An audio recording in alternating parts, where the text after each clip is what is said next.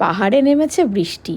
আবহাওয়ার পূর্বাভাস সেরকমই ছিল, আর এরকম সন্ধ্যায় চাই এক কাপ গরম কফি। ঘুম থেকে উঠে জানলা দিয়ে বাইরে তাকিয়ে দেখি বৃষ্টি পড়ছে।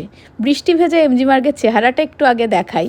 যদিও বৃষ্টিটা এখন ধরেছে, কিন্তু ঠান্ডাটা পড়েছে জাঁকিয়ে, দারুণ লাগছে। আর বৃষ্টি হোক আর যাই হোক, মানুষের উৎসাহে কোনো কমতি নেই। আমরাও এই ভিড়ের একটা অংশ হয়ে এমজি মার্গ ধরে হাঁটতে লাগলাম।